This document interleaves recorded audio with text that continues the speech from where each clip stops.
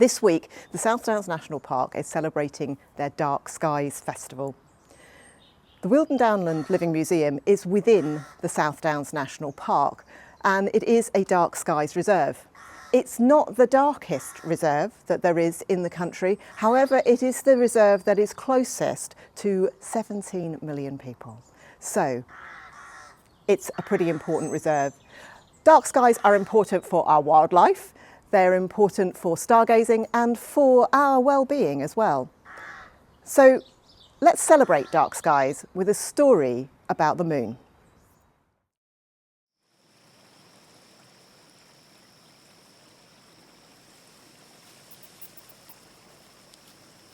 This story comes from the Lincolnshire Cars, marshland, a place where, well, if you weren't careful, you might stray off the path and end up in the marshes, stuck and never to return home.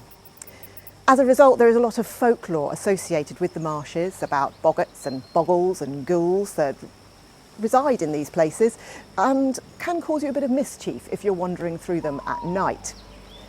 This particular marsh was a place that the villagers needed to walk to and from the town to the local inn. It was one that was frequented quite regularly.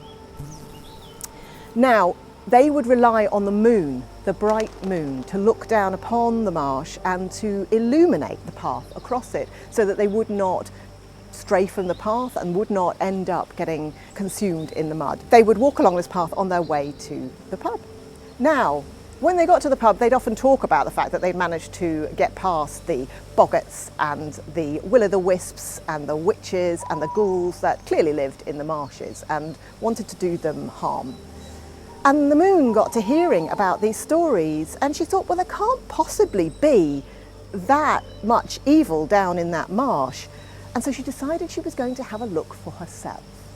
So one night she put on a great big black cloak with a huge hood to hide the moonlight as she came down out of the sky.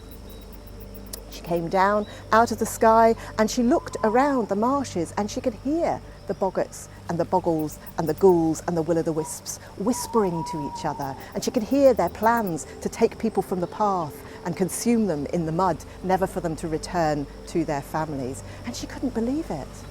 And as she was walking through the marshes with her hood up tight and all the moonlight hidden from the boggarts and the boggles, because surely if they found her, they would try to hide her too, because she was the reason that the villagers stayed safe. Well, she heard somebody shouting out along the path, "Moon, help me, moon, shine your light on the path because I cannot find my way. I am lost in the marshes."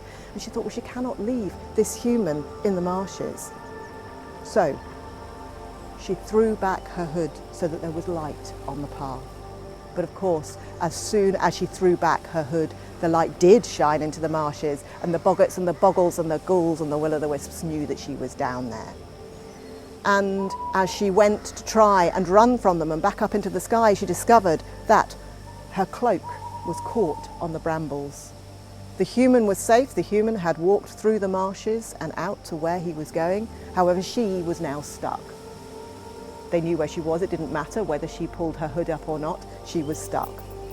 And so the boggarts and the boggles, they came to her and said, what are we going to do with her?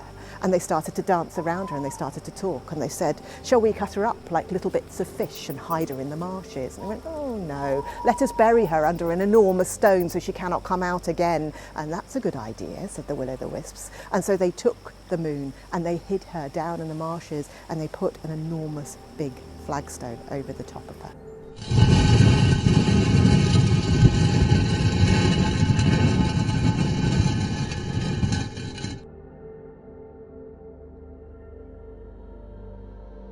Many days and weeks, and in fact a month or two passed, and the villagers came to notice that there was never a full moon anymore, and in fact every night was dark. This was not what they were used to, and they started to talk about where the moon had gone, what had happened to the moon. They were no longer able to walk through the marsh. They were not able to frequent the inn as much as they would have liked to. So what were they going to do? And they thought, well, they'll go and talk to the wise woman, because the wise woman normally knows what to do. And listener, if you think that there is not a wise woman in your village or town, well, you're probably not looking hard enough, because there always is one.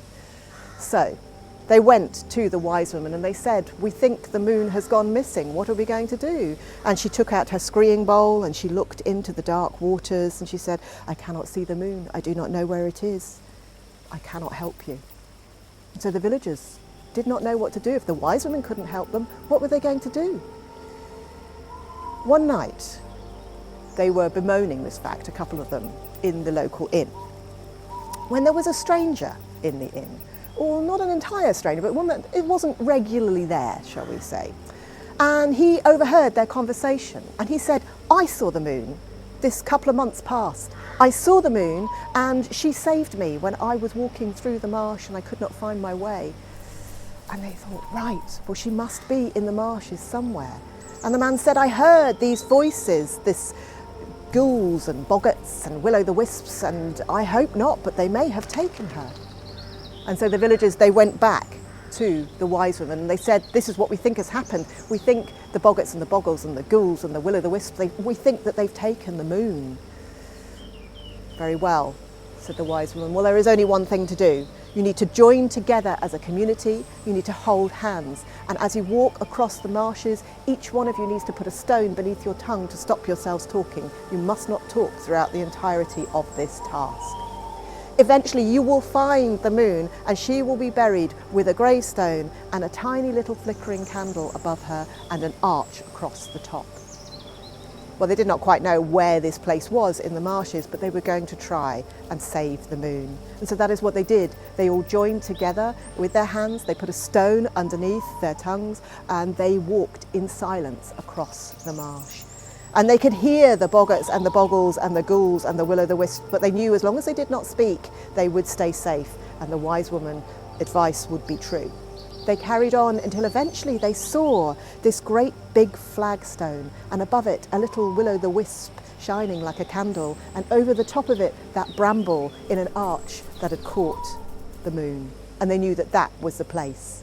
And when they moved forward and pushed the stone slightly, they saw the moonlight. They pushed it further, all of them pushing together because it was an enormous flagstone, and then out of the hole that was beneath it shot the moon right up into the sky, shining moonlight across the marsh. And all of the boggarts and the ghouls and the boggles and the will-o'-the-wisps, they had to retreat into the dark places back under their stones. And that is how the villagers saved the buried moon.